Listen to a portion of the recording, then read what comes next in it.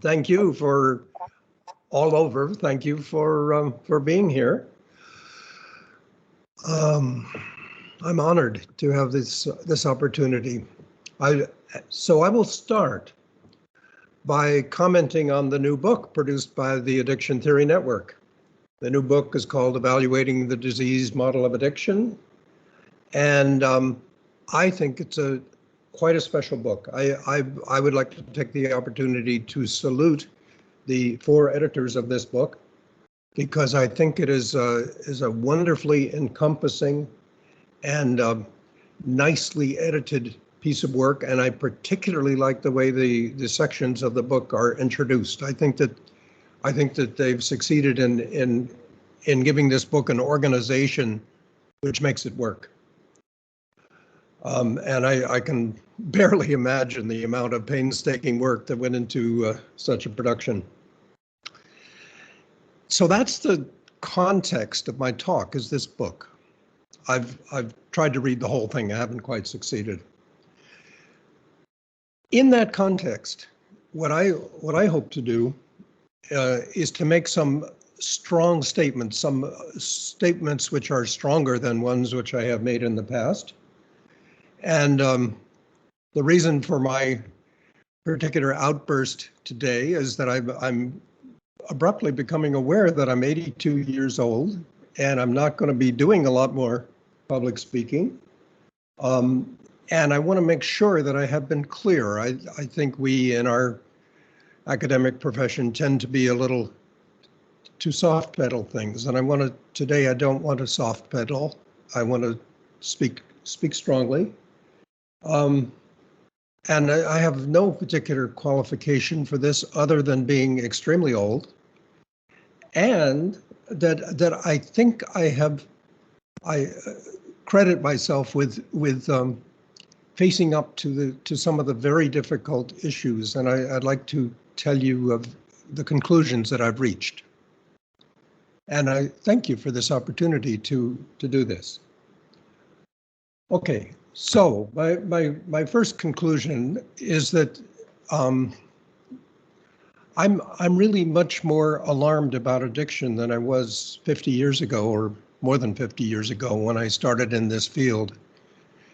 And I think we should all be more alarmed. In fact, I think maybe we don't take our field seriously enough. Now, of course, partly I'm more alarmed because there's more things to get addicted to. We have the whole internet, a feast for potential addicts, and we have the very inventive psychopharmacology business, inventing all kinds of new ways to get addicted to drugs. But it's more than that.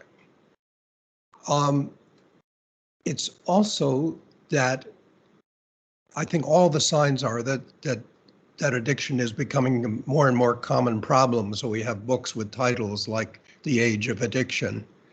But it's more than that. It's that I think I now understand the ways in which addiction is not only a personal tragedy, but a tragedy for society. That we are in a society which is vulnerable to many things. Like, we know it's vulnerable to greenhouse gases, for example. We know it's vulnerable to nuclear weapons. I think it's also vulnerable to addiction. And I think addiction may qualify as one of those things which, when historians look back on our eventual downfall, they say, well, there's why. That's one of the big causes.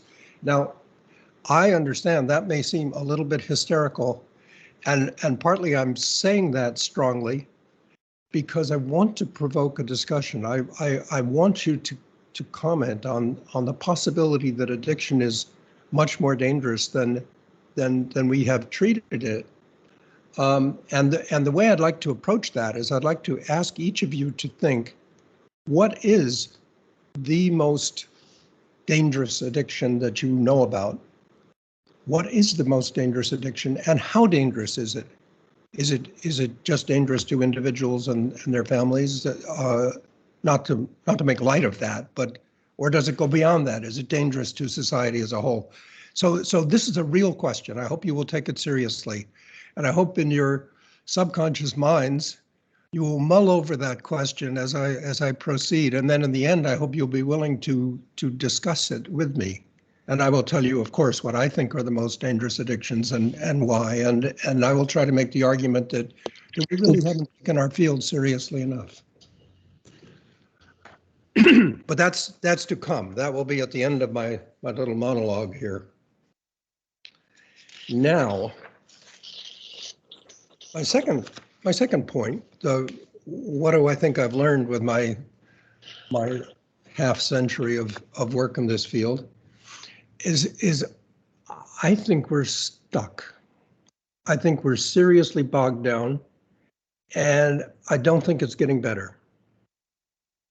Now, this is notwithstanding this excellent book, evaluating the BDMA, which is really the foundation of this meeting.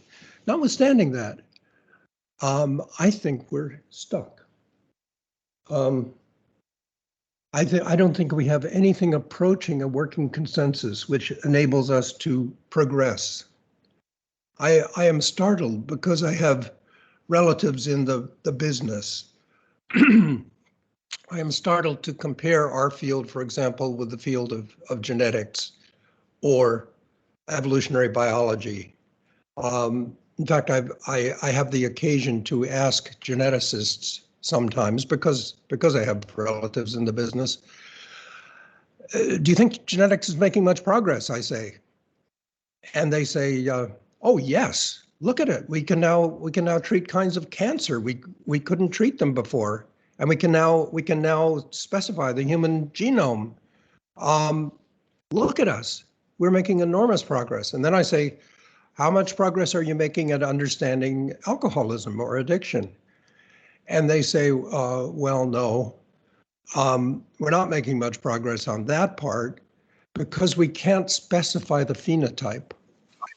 And that's genetics code for meaning they don't really know what addiction is, and therefore they're not making any progress on it. And my question is, why don't we tell them what addiction is? And the answer is we can't tell them because we don't agree on it. We don't have a working consensus. So when addiction is the only field I know when the people frequently, when they stand up in a professional meeting, they start the meeting by defining the main term in the field as if it wasn't defined already. That's pretty strange. And the fact that we can have a wonderful book like this, evaluating the BDMA, wonderful book, but every point of view is represented in there. There's all kinds of disagreements. You could almost say every possible theory has been outlined, and you could also say, in fact, I would say, we could be designated an intellectual disaster area, not because we don't have enough theories, but we have too many. We can't eliminate them. We have no way to disprove all the theories. I mean, obviously, most of them are wrong. They have to be, but we can't disprove them. There's got to be a one best theory, or at least a small number of best theories, as in other fields. There's got to be a working paradigm, but we haven't found it. Well, that's to be stuck, and I want to say that we're stucker now than we were 50 years ago, and that it's not a good thing. And by the way, to say this, I do not mean to insult anybody, particularly my colleagues in the field of addiction, because we really work hard, and I know this. We really care about these poor souls that we try to help in our offices. We really care, and we really care intellectually to get it right, to establish a theory that would be a workable theory. There's nothing wrong with us, and there's nobody to blame. It's just that we haven't done it. We haven't got together And I think that's what I mean when I say stuck. Now, why are we stuck? We're stuck in part because we're haunted. That is to say, we have a myth, which we all know, that we can't dispel. And the myth that we have, I like to call it the myth of the demon drug. And you all know what it is, right? It's the myth that addiction is a drug problem, and the drug, whatever it happens to be at the moment, the drug grabs people by the nucleus accumbens or whatever. It grabs people. It flips a switch in their brain. It makes them addicted. They can't control that. They'll be addicted forever, although we can mollify it a little bit. And that drugs do this, and really no other kinds of addiction are important. Drug addiction is important because that's the strong one that does this. We can say formally, we can say, well, there are some other kinds of addiction, but really the drug addictions are the ones that matter, and that's what we always write our articles about. And I think it needs to be called the myth of the demon drug. I found a website called openbible.info, which I highly recommend. If you go to this website, you will find that there are 78 instances of demon possession in the Christian Bible. So I have now read all 78. And some of them I can't understand, and I think that's because I'm a heathen. I don't really read Christian stuff with all the perspicacity that a Christian might. But the ones that I can understand are absolutely clearly in line with what I'm calling the myth of the demon drug. That is, the demon in the Bible, of course, is never alcohol or a drug, but the demon is a vile, disgusting creature that wants nothing more than to take over human souls, and is energetically pursuing it. And the demon is really afraid of nothing but Jesus. And Jesus comes in and gives him a whack, and that's a good thing. But short of that, the person has no way of coping with that demon other than just being possessed. I think that's the same as the myth of demon drugs. Now, I think we all know this. I'm not telling you anything new here.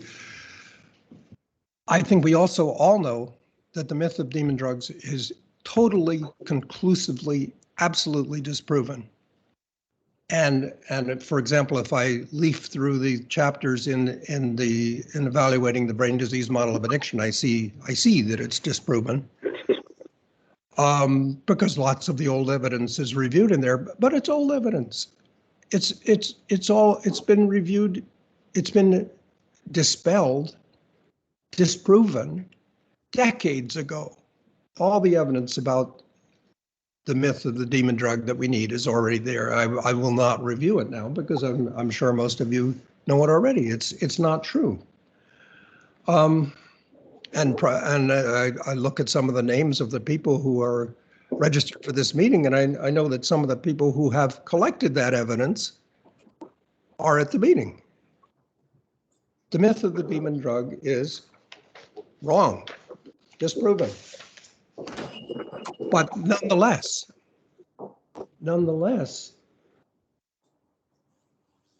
we haven't dispelled it. We have disproven it, but we have not dispelled it. Well, what instead has happened is that a bunch of softer forms of it have come into existence. Now, these softer forms can be called rescue hypotheses. This is a phrase which I learned recently from Derek. Rescue hypotheses. That is when a strong idea is disproven, people don't abandon it. What they do is they retreat a little bit and they make a weaker form of the strong idea. That's a rescue hypothesis. Now, that's a technical term from the history of science. I prefer to call them ghosts. I think we are surrounded by and haunted by the ghosts of the myth of the demon drug. And I think one example of a ghost of the myth of the demon drug is the brain disease model of addiction. I mean, as I understand the brain disease model of addiction, it is simply taking the basic mythic structure and translating it into cutting edge neuroscience, into the language of cutting edge neuroscience, but it's basically the same, but a little weakened, a little softened. So we might say, well, okay, the drug flips a switch in the brain, but it doesn't flip the switch in everybody's brain. It has to be, there has to be the right combination of environmental and genetic risk factors. Then it will switch those people's, flip those people's switch. So I take the brain disease model of addiction as a rescue hypothesis, or as let's say a ghost. It's a ghost of the original myth of demon drugs. Another way of softening it is you can take the fairly deterministic language of the brain disease model of addiction, and you can translate that into the slightly less deterministic language of cognitive psychology or learning psychology. Now you've got a somewhat less deterministic model. You could say it's not really deterministic, that there's some kind of choice involved. But still the essence is there. Still the essence is that people have lost some large degree of their self-control, and that the drug is taking over.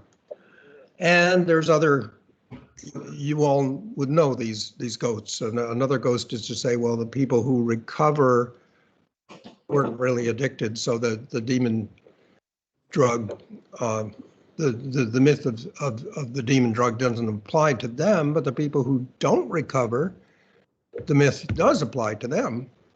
And so even though they all fit the definition of addiction, some of them weren't really addicted in the first place. This is another, in my mind, another ghost. And of course, another ghost, I think, is the kind of disease theory which is built into Alcoholics Anonymous and the other 12 steps, which also softens it. And there's a Western Canadian special ghost, which we call the myth of the drunken Indian, and that's another ghost. These are all softened forms, I say. But my point is that the mythic core remains the same. The mythic core is that the drugs are what matter. They get in there, they change us so that we can't resist them to some extent. And that mythic core is in my mind the same as what's found in the Bible.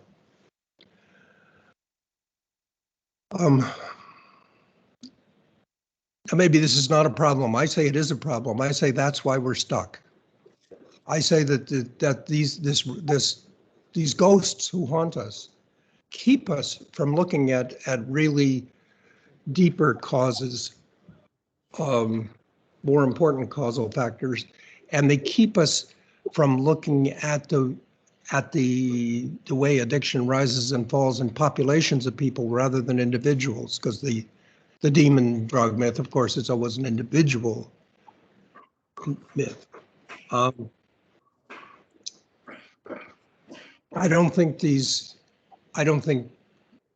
original myth or the ghosts are adequately supported at all. I think they're all essentially disproven, or close enough to disproven that I'm happy to let them go.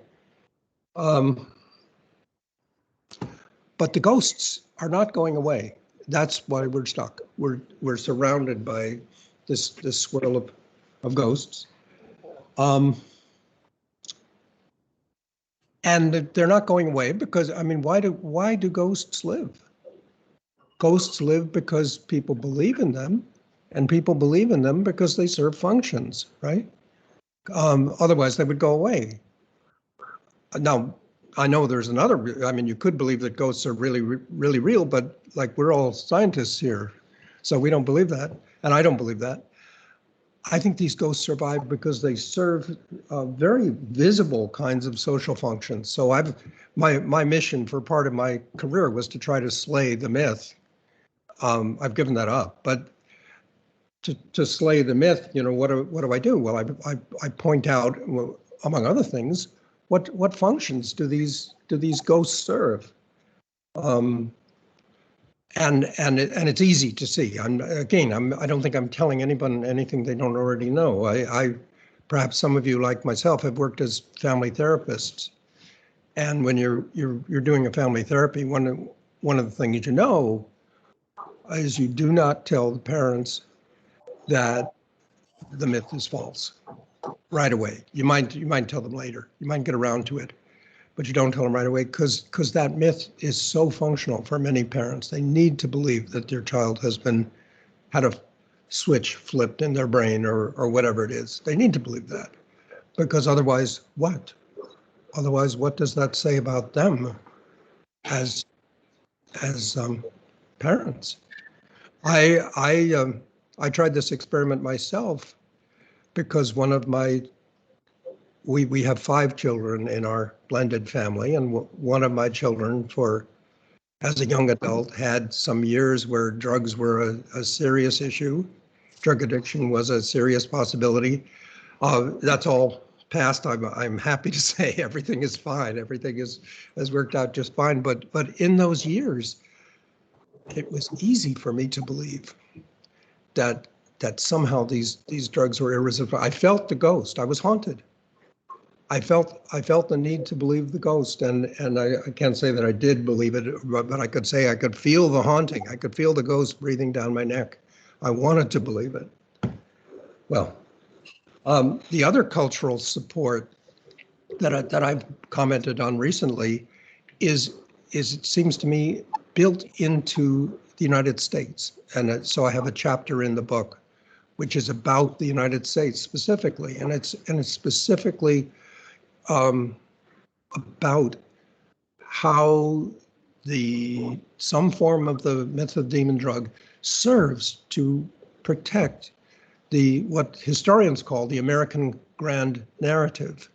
Now, my chapter is based a lot on sociologists and historians, but what they call the American grand narrative is this idea: the United States must somehow be the policeman for the world, must somehow have lots of foreign wars, and that it needs to have these foreign wars because it's protecting the world, because it is itself a center of democracy and freedom and well-being. And it's really the shining city on the hill, all that, American exceptionalism, all that. American exceptionalism requires some kind of myth of a demon drug, because otherwise, how come this is the country which has more drug addiction than any other country? How come? Well, it's got to be because there's something about those drugs that overrides the blessed condition of being an American. I'm overstating this a bit, but and I hope you will forgive me. And I do not mean to insult American people by doing that, but I think the evidence is clear, and I think you can see it partly in the fact that American professional societies are so heavily invested in the myth, and that the United States uniquely has censored and blotted out really important research which contradicts the myth of the demon drug. And I give an example in the chapter. The example is the WHO study on cocaine in 1994, which was literally censored and disappeared by the United States government because of the results that it got, and they said so. So there's no mystery about it. Okay. Hang on, catching up on my notes here. So one final comment on this stuckness is, do you know any reason to believe that scientists and academics are less vulnerable to the kinds of social influences and cultural influences that I'm talking about than anyone else is? And my assertion is that they're not. I mean, I've spent my entire working life with scientists and academics, and I think they're just as vulnerable to these kinds of social forces as anyone else, and I include myself, of course. And in fact, I think it is a very important fact that that's true. It is far better for scientists to be susceptible to social influences than to be disembodied thinking robots, as they sometimes think they are themselves. They're not, and it's a good thing they're not, because they're human beings. But because partly the reason that we're stuck is we are human beings and we're stuck, and we're haunted, and we haven't gotten very far. Now, what do you do when you're stuck?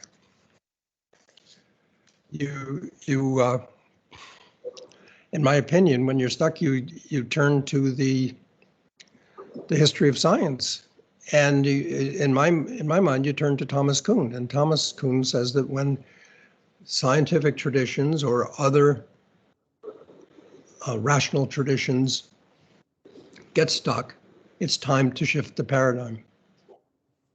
And that's where we are. I think we're at the time of an imminent paradigm shift because we're stuck, we're getting nowhere. In spite of the fact, again, I do not mean to be nasty here. We're writing wonderful, learned, extremely sophisticated literature. We're doing all the right things, but we're stuck. So what do we do when we're stuck? We find a new paradigm.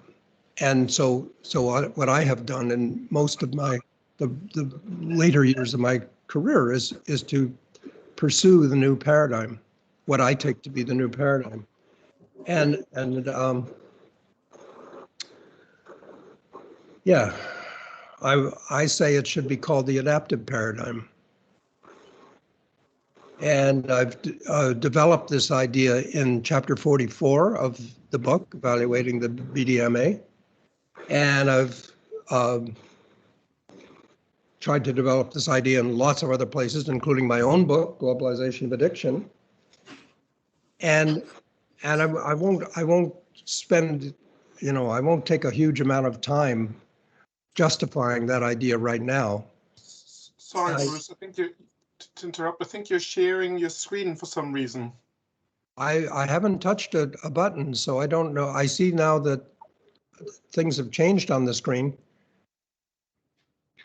Is there a button I should push? Not sure.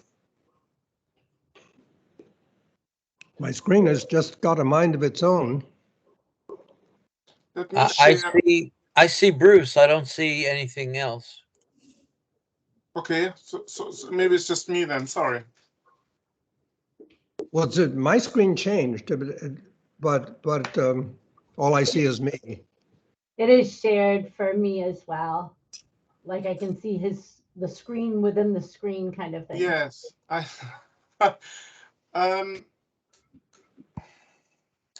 can request control and see if I can.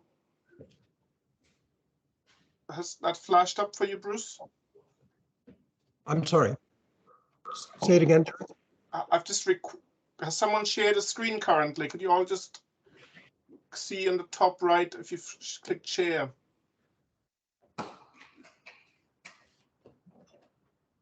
Sorry about this.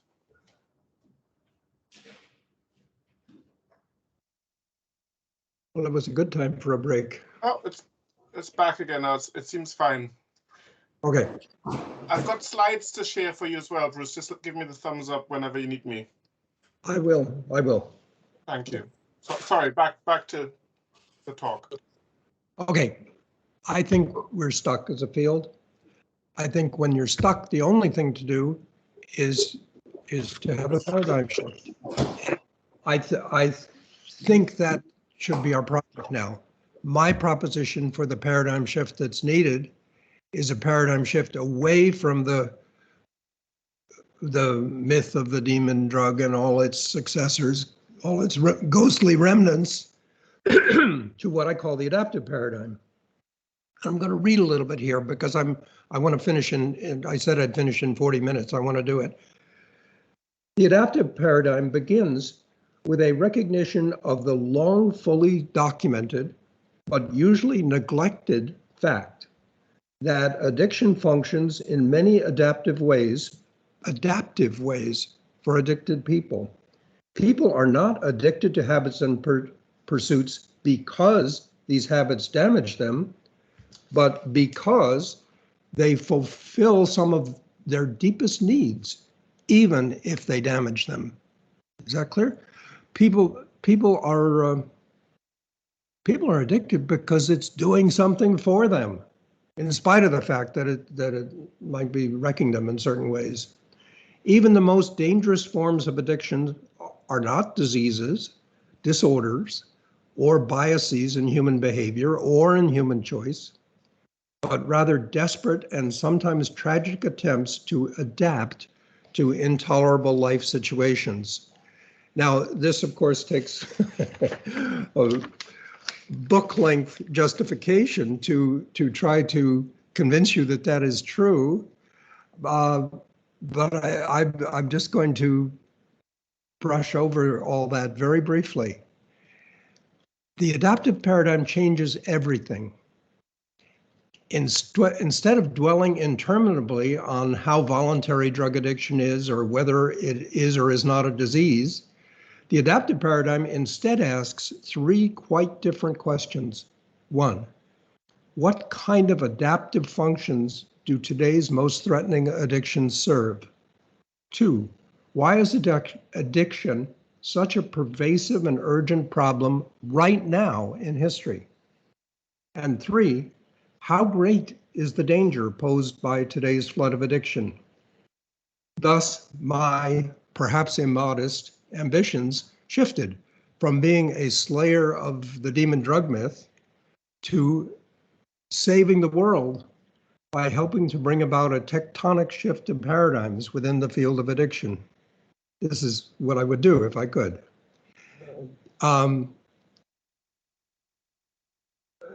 Philosophically, the adaptive paradigm changes everything.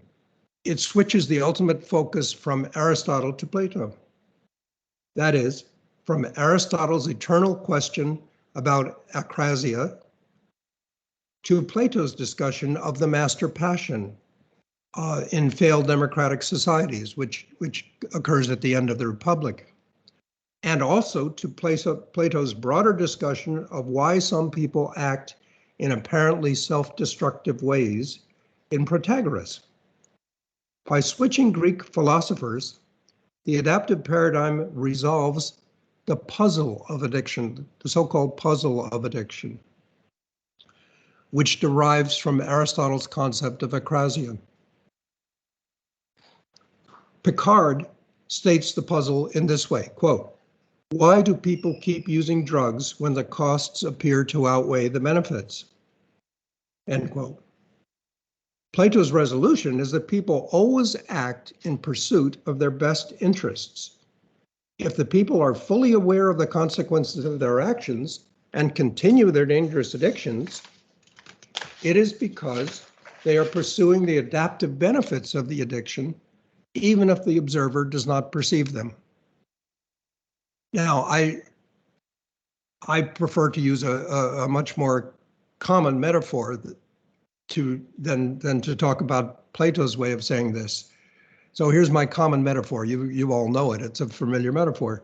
A fox is caught in the middle of a fierce Canadian winter in a leg hold trap. He behaves adaptively by gnawing off his own foot. This happens to escape. This behavior would only seem maladaptive to an observer who has no way of seeing the trap beneath the snow. And even the fox may not perceive the trap. He only knows that he is stuck and he must break free at all cost. Similarly, addicted persons may sometimes not clearly see the hidden trap that incapacitates them, but may only perceive a fatal attraction to a harmful lifestyle that is inexplicable even to them. Philosophically, the adaptive paradigm resolutely abandons the issue of free will and determinism as applied to addicted people or to anybody else. This irresolvable issue has bedeviled philosophy since the pre-Socratic era. It remains an interesting topic, of course, but I hope to show you that we don't have time for fruitless discussions right now. Instead, the adaptive paradigm points us to the need to make concrete changes in modern society that will make it easier for people to live without needing to rely on dangerous forms of addiction. These kinds of changes need to be undertaken with dispatch if we intend to survive as a civilization for much longer. It is the daunting intellectual work of identifying what these kinds of social changes would look like in our own countries that should be at the forefront of our attention in the field of addiction right now, along with the daunting political work of helping people to understand the role of addiction and the terrible vulnerabilities of world society. Perhaps the most important professions in understanding in the future will no longer be the sci professions, but history, anthropology, city planning, and software engineering. The last two professions seem to me especially important because the urban and social media environments seem to me to have grown especially toxic and therefore to generate addiction. What I am proposing is of course, an enormous, not only intellectual paradigm shift, but a social shift involving large parts of the population. I think it's essential. I think we've wasted too much time searching for shortcuts. Now, if I have a few minutes left, well, I really don't. What I want to come back to is why I think that addiction is much more dangerous than we have perceived it in the past. I'm aware, of course, we have a whole history of fear-mongering, right? We fear-monger around addiction. We're doing it right now. In my city, where we have a genuine problem of fentanyl overdoses, and it is genuine. The tragedy of these parents is beyond words. But I don't think it comes close to being the greatest addiction threat that we are facing.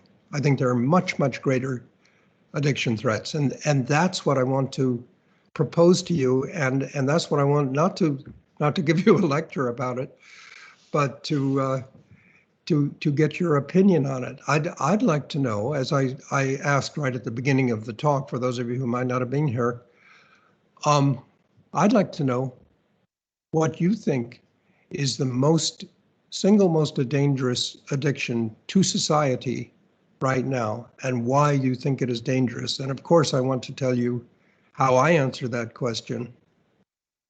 And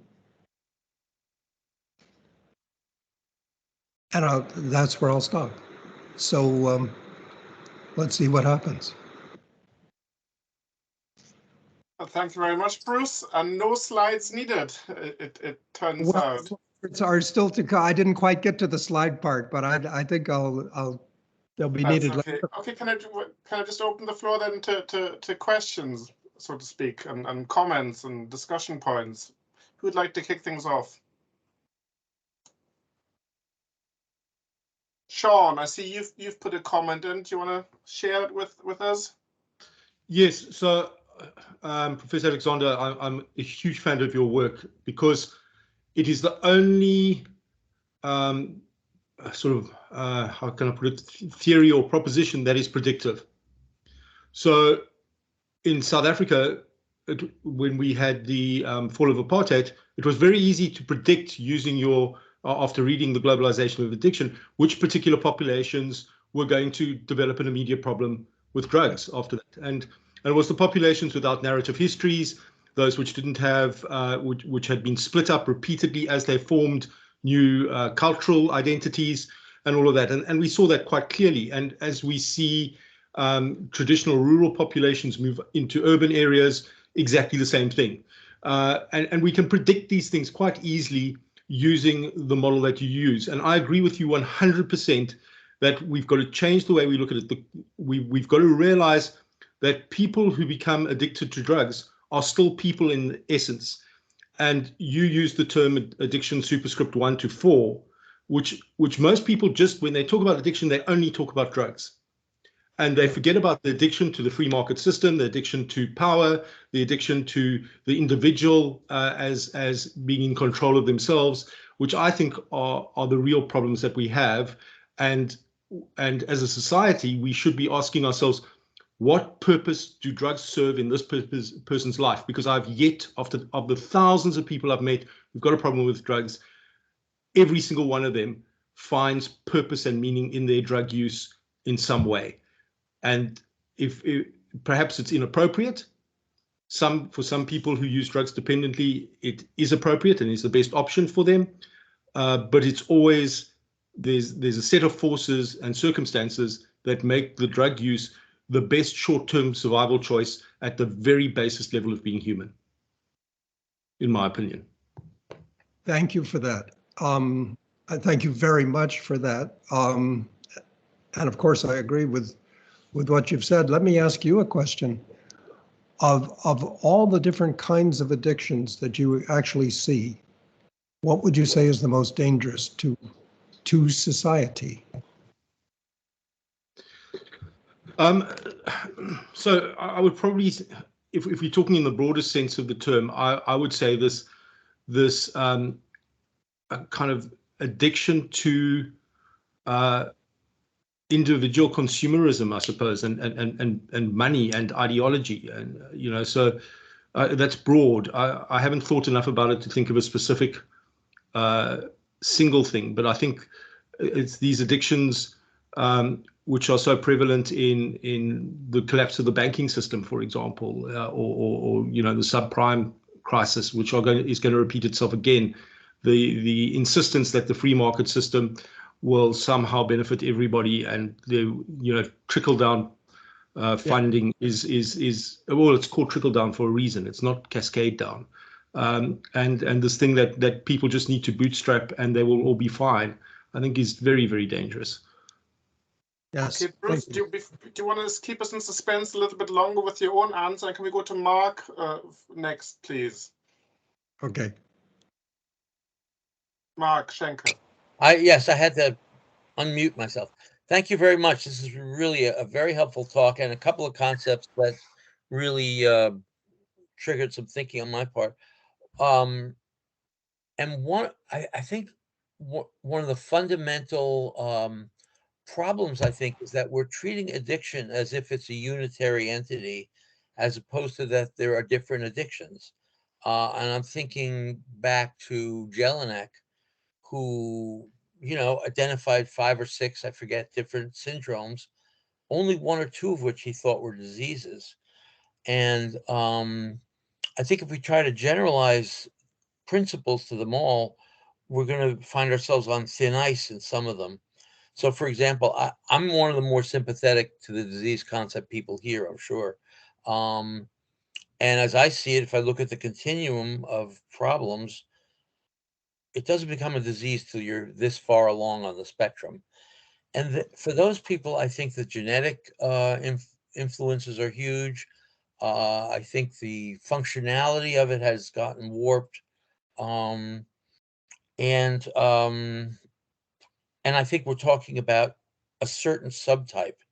And the only other thing I was going to say is that, you know, the myth of the demon drug, I think, overstates the case. I think of that when I do training, I talk about the moral model, which is that demon rum is the problem.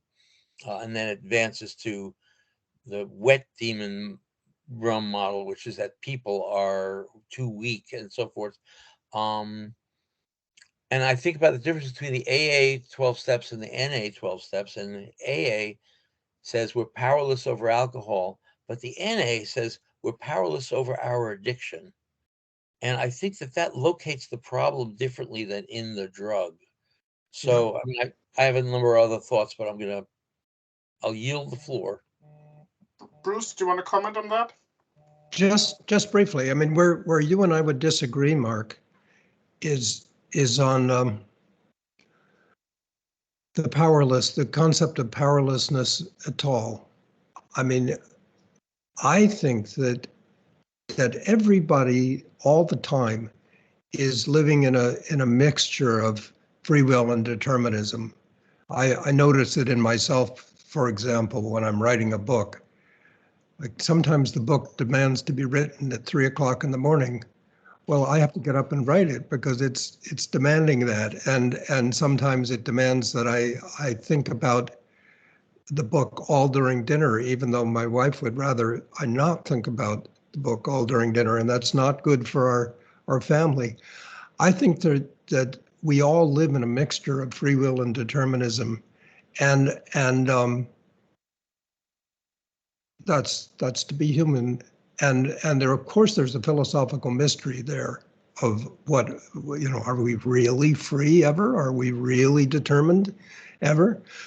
But I think that mystery is unimportant, and I think just because we can't solve it, what makes it unimportant is it's irresolvable. And my experience with addicted people is that they're no more in that mixture than anyone else.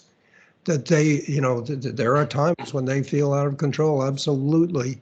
And there are times when they tell people they feel out of control when they don't feel out of control. And it's all the same mixture to me. So that's where we would disagree. I don't think addiction is special in the sense that even the type of addiction that you're concentrating on. Okay, thank you. Tom, Joseph, and Nick, I'll come to you in a minute, but we'll just take some questions from the chat first. The first two questions, I'm going to combine this by Stanton and Paul.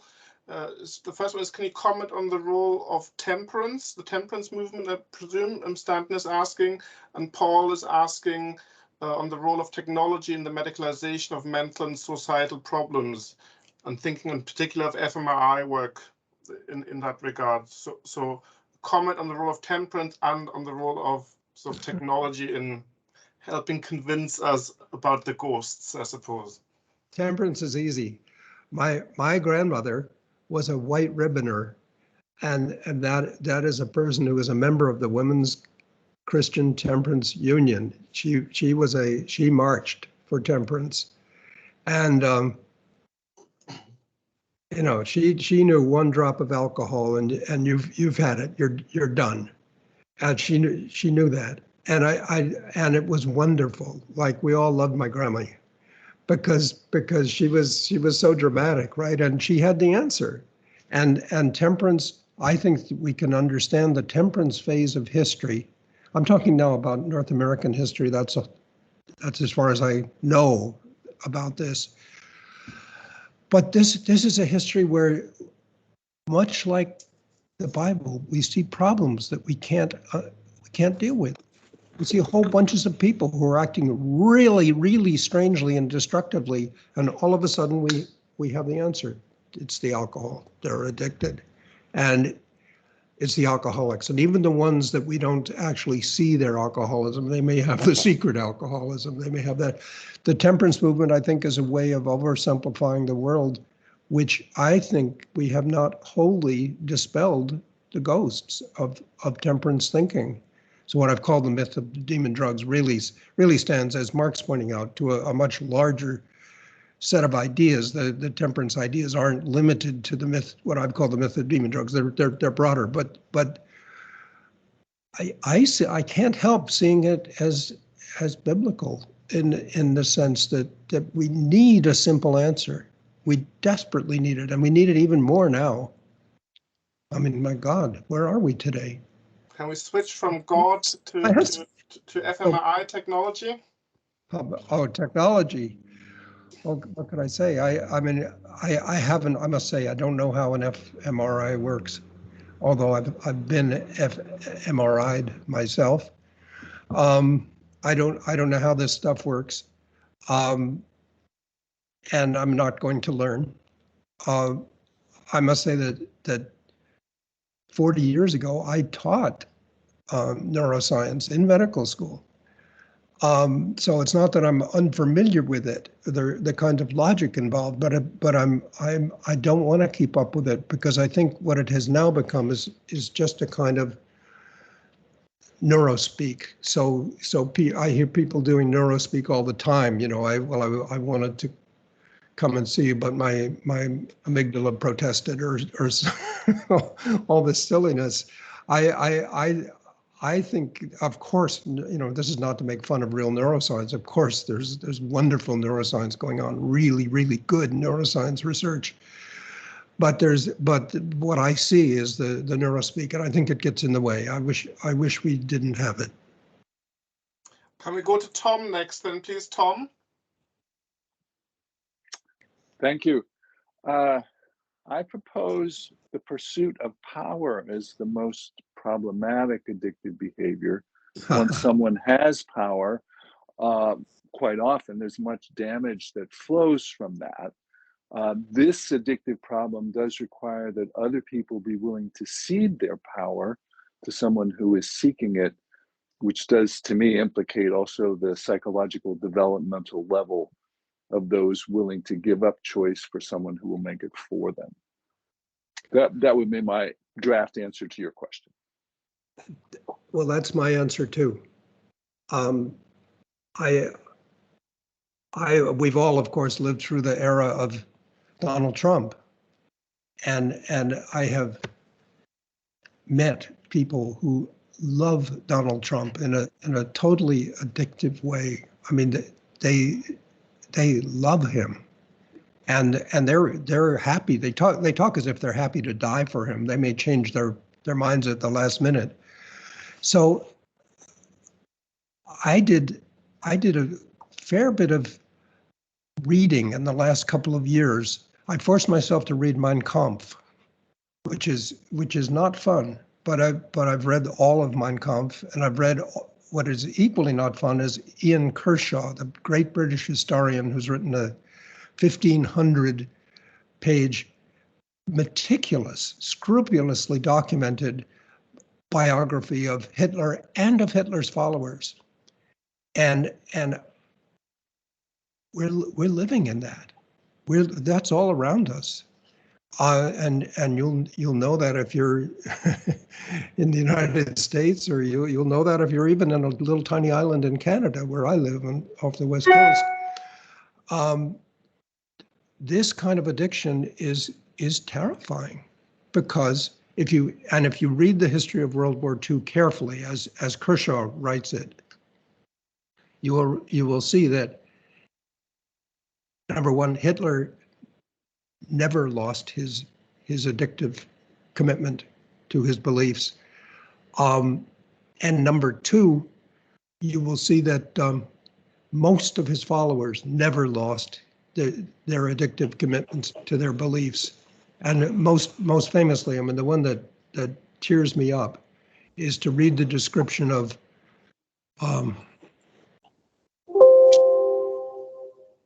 Joseph Goebbels and his wife Magda and their 6 children. And the day after Hitler died, the Joseph and Magda agreed that life is not worth living without the Führer. And so they gave cyanide pills to their 6 children who all died. And then they took the cyanide pills themselves and they died. Now, this is, I want to say, this is the kind of addiction which could have destroyed Europe. It could have. And it didn't, because the Germans didn't get the atomic bomb first. They were working on it, you know. They even had Heisenberg, the greatest of physicists. Werner Heisenberg was working on the atomic bomb. Well, they didn't get it first. It's a kind of a good thing.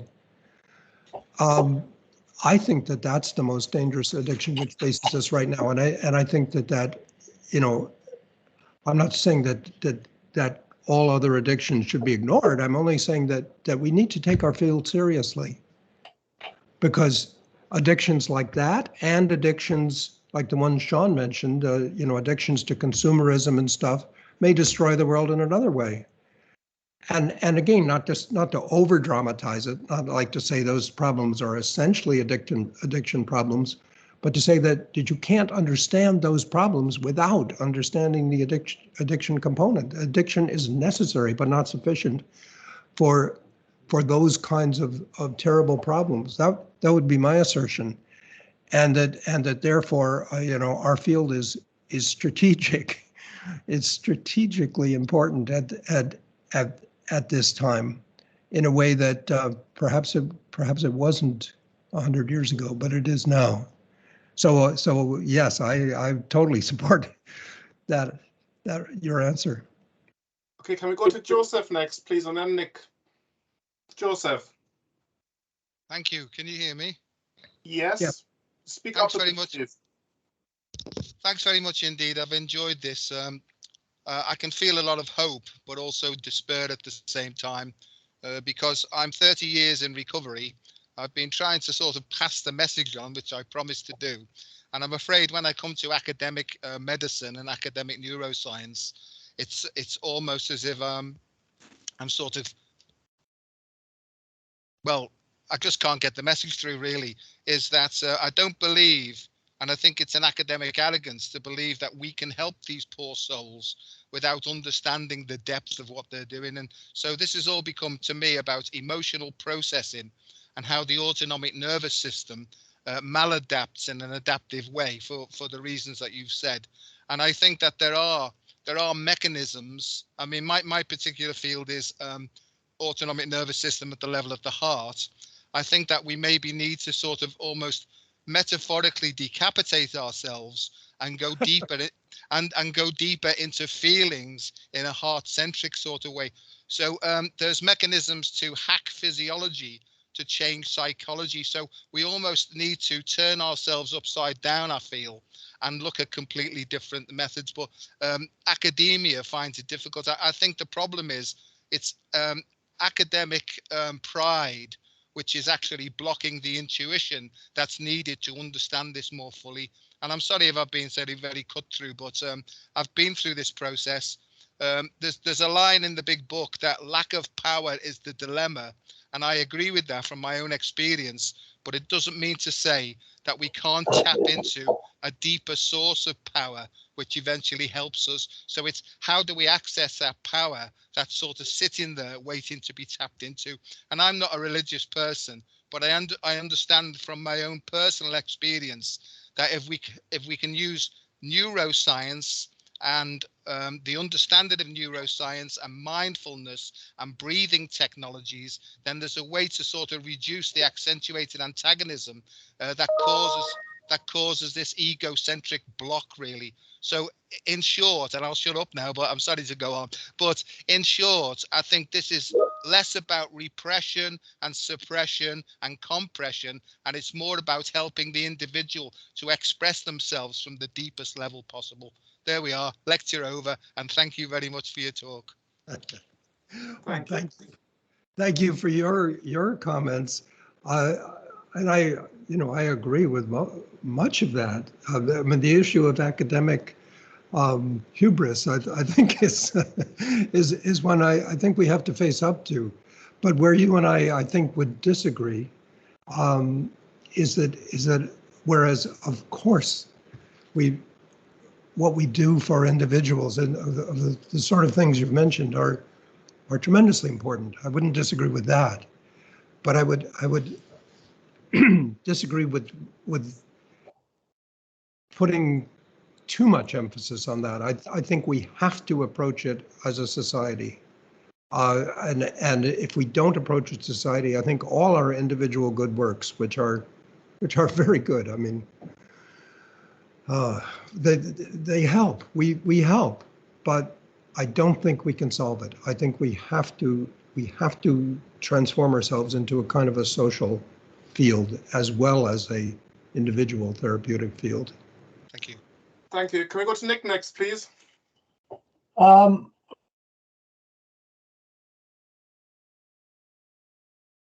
we can hear you briefly. You can hear me briefly? Now we can hear you. Right. Okay then. Look, Bruce has given us an enormous amount to think about, and that, of course, is predictable. And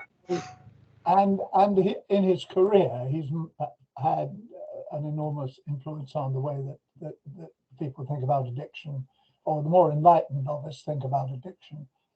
And the esteem that I hold in him, and I speak for my fellow editors of the Routledge book here, is the fact that he's the only person who was allowed to have 2 chapters. Everybody else only got 1.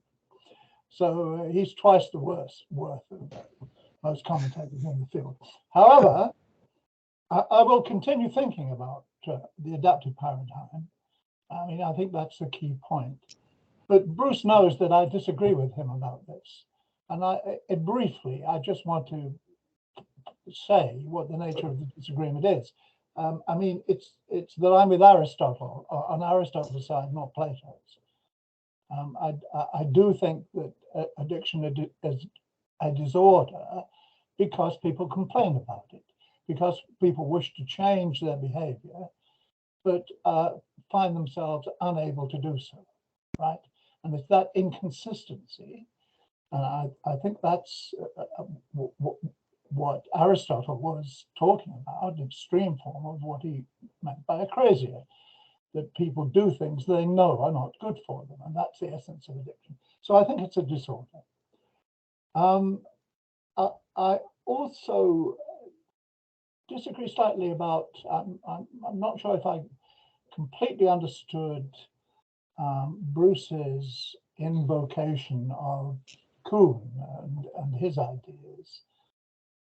I don't think Kuhn says that paradigm shifts occur when people get stuck. I think that's a misunderstanding of Kuhn, with respect. What he says is that paradigm shifts occur when there's contradictory evidence, and when the contradictory evidence builds up so much that the existing paradigm can't be sustained. So in my view, to put it very simply, the existing paradigm was built around the notion of compulsion, because that's the only way to understand why people would do things which are not good for them, which they know are not good for them.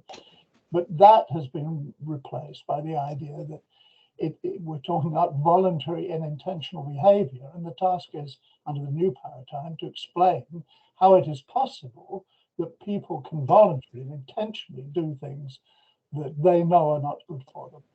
And I mean, that is the problem of akrasia, which I've written about, as you know. Finally, this question that Bruce has posed for us, I mean, it seemed to me a bit of a sucker punch. I know what he wants to say. Well, I think I know what he wants to say. The most dangerous form of addiction is addiction to power, and people have said this already. And in a nutshell, the problems of advanced capitalism and the way that advanced capitalism threatens to destroy human civilization. I believe that. I believe that it does. And I'm as worried about it as anybody else. But I'm not convinced that it's useful to call that addiction. I think we muddy the waters and confuse ourselves by calling it addiction and confusing it with other more common uses of the term. So that's my tuppence worth. Nick, that's wonderful. I would like to now give a 6-hour discussion of those points because you and I do disagree. We do disagree strongly, and I would like to say, first of all, I won't give a 6-hour discussion, but got 20 minutes. First of all, Nick Heather is the most wonderful person to disagree with, because I have disagreed with lots of people in my life, but Nick Heather never treats the topic with anything other than complete respect, and Nick Heather picks out people who he disagrees with, such as myself, to put in his book along with the other editors. I know there are 3 other editors, but I truly admire you, Nick, for what you do, for your inclusiveness and your open-mindedness. But I do think you're wrong about almost everything. And I would just say that Thomas Kuhn is fascinating to read. I've read the book innumerable times because I used it as a textbook for 20 years, and so I've read it over and over again. And here's how I want to take Kuhn. I mean, he says, of course, that all paradigms are under attack by negative examples all the time. There is always evidence against paradigms, and that's a good thing. You know, they function by digesting and processing negative evidence, and some of that processing includes walling it off and burying it because it just can't be handled right now. But we say, okay, we can't handle that right now. We acknowledge that there is a contradictory piece of evidence. We're putting it away. But sometimes the process gets stuck, and it gets stuck not because there's negative evidence. It gets stuck just because he describes it. I mean, he talks about culture kind of mystically. He says that, you know, culture is going to choose the next paradigm. It's not just someone's going to come up and prove a new paradigm. That's not going to happen. But the culture is going to say, well, this is going to realize collectively that this idea is worn out, and it's going to come up with the next idea, whatever the next idea is. And I, of course, have a nomination for what the next idea should be, but it's not, you know, culture is going to decide in a way which Kuhn never specifies precisely, because I don't think it can be specified precisely. He's treating cultural as a superorganism, but I think as I read Kuhn, this is a time for a paradigm shift. So you and I will have to disagree on that too, but I hope we will have the opportunity to disagree at length at some point, because it's fascinating to talk with you. Did you want to comment on the Plato versus Aristotle point? Well, I've already said it. I think that the Aristotle point is irresolvable. Aristotle says, essentially, the person is doing something which is maladaptive in spite of the fact that they know it's maladaptive, and therefore we have to have an answer which invokes some kind of compulsion. How else can we deal with it? Either that, or Aristotle says they don't know. Aristotle also opens the possibility that it's a cognitive problem. They don't know why they're making that mistake. They don't know the harm that they're doing to themselves. Now, I think that ground has been explored as much as it possibly could be. I mean, it's not just Aristotle who brought that up. So did St. Paul, so did St. Augustine. Everyone's discussed this idea. And we can't resolve it any better now. I think Plato did resolve it in a way that works and enables us to go forward, and that is, there's got to be a reason. To go back to what Sean said when he spoke, there's got to be a reason. No, they're not doing it because it hurts them, and they're not doing it because they don't know it hurts them, and they're not doing it because they're compelled to do it. They're doing it for a reason, for an adaptive function. And I think we have to discover that. But it's a matter of, I mean, there's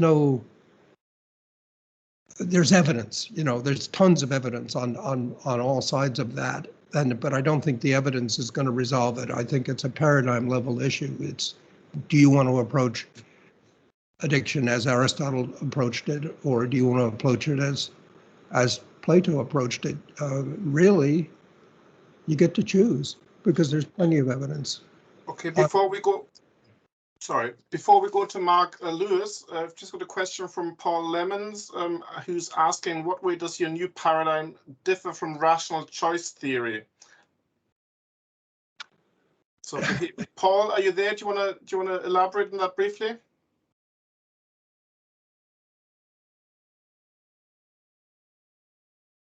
So he says behavioral decisions as an outcome of utility functions. So people. Yeah, a kind of compound, decisions are based on the eventual choice to take the drug again and again and again, or do the things that you do again and again and again, is a kind of balancing between different utilities of the behavior, short-term, long-term, etc. In my opinion, rational choice theory, as you have explained it, is part of an adaptive paradigm, but it's not the whole. But I think what has to be explored is, what are the needs that people are using these addictions for? And that's the thing which we haven't explored very well. I mean, I have written a lot about social needs, right? The need to have a place, to belong, to have identity, all these social needs, and I think that's really important. And but I think it goes beyond that. I think that is where the research needs to be done. What do people really need? Now can we have figure one? Yes, we can. I've been waiting all along for figure one. Have a look. Oh no, I don't see it. There it is. Oxford English Dictionary, definition of addiction. Let me say this, that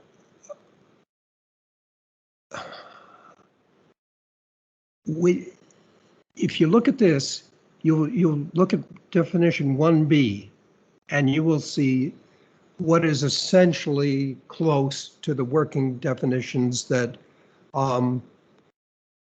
that most of us use. I think I would even hazard to put Nick Heather in this and say we're using something close to definition 1B. But look at definition 1A. Well, first look at the history of definition 1B. It did not go. It was not in the Oxford Dictionary when it was first appeared. It didn't appear until it appeared in a supplement in 1933, and then some years after that, it made it actually into the Oxford English Dictionary. This is a very contemporary definition of addiction. This is the definition which I think our field has labored under this definition for most of its life, but the word is much older. It goes back 500 years. But if you study these two things, I have actually spent quite a lot of time contemplating both of these definitions. You'll notice that the 1B is kind of a behavioral definition, but 1A is not. It's the state or condition of being dedicated or devoted to a thing, especially an activity or occupation, adherence or attachment, especially of an immoderate or compulsive kind. Well,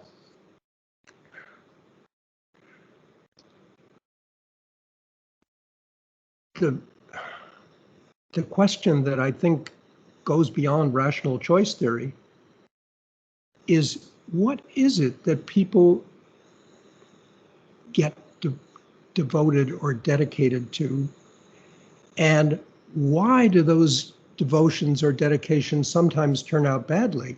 Now, we would recognize in that definition 1A that it's, we all need to be dedicated or devoted. In fact, dedication and devotion is one of the things which makes life worth living, isn't it?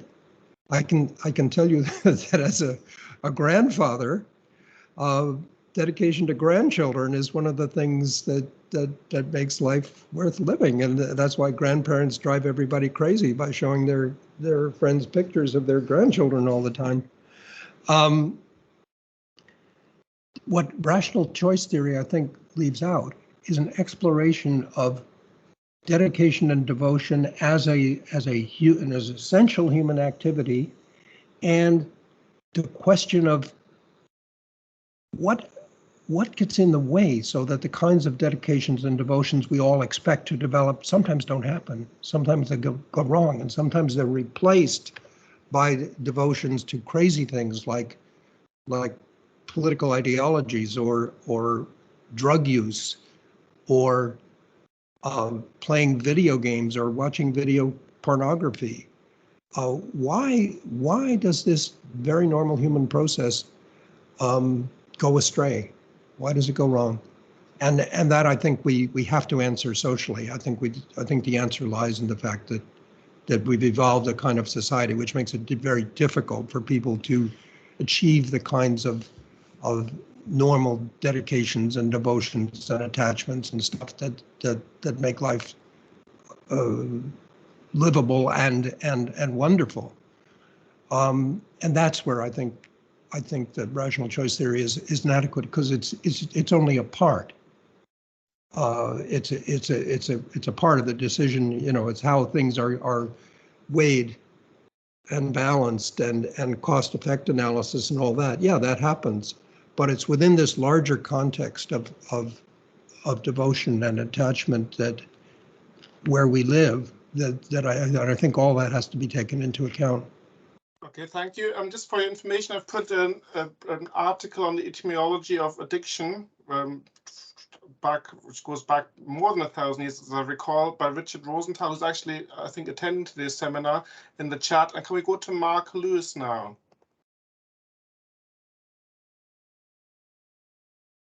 Mark, are you there?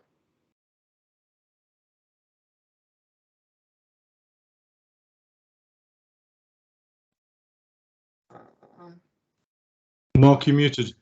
Not hearing anything here. I think Mark is okay. Would anyone else like to steal Mark's slot, at least temporarily? Mark, you're muted.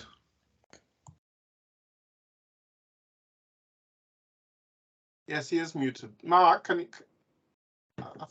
There we go. Sorry, I found the right. There we go, Mark. Nice. I was looking on the menu on the side. Sorry about that. Yes, I'm delighted to be part of this event and talk with you folks who I've had a lot of respect and admiration for some time. And Bruce, you and Nick, well, you exemplify being nice to your opponents. I don't know how you do it, but I mean, if I was going to be opposed to anyone, I'd prefer to be to you or Nick, because you're so nice to them I disagree with. Me too. And maybe I'll learn by example. But I do disagree with a number of things that you're talking about. To me, the adaptive paradigm is, well, frankly, obvious. If people don't accept that addiction is adaptive in the short term, I'd rather not even begin the conversation. It's like talking with someone who's a religious, extreme religious or orthodox person. I just don't think we're going to get anywhere. So I know you know this, and you know that many of us know this, that that's really what you said at the beginning. My problem, why get rid of the brain? Why do you want to get rid of the brain? It's such a lovely organ.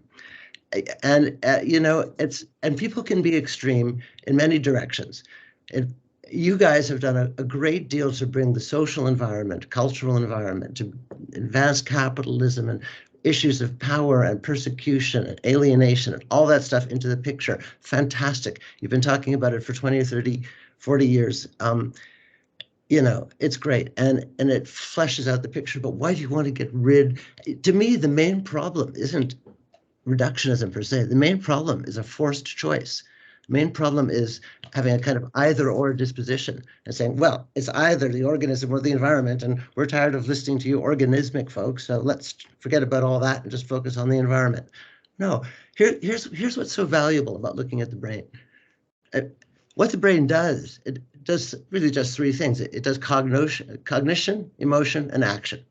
But that's really all that's important in the world, in the human world. And what the brain also does is it's attuned to the social world. Its main job all the time is to attune to social and societal realities, starting with the rearing environment and moving on to the social and societal environment. That's its job. So we can look into so the brain can help us understand what we are focusing on, what we're concerned with, what we're engaged with, what we're moved by, what we're upset by.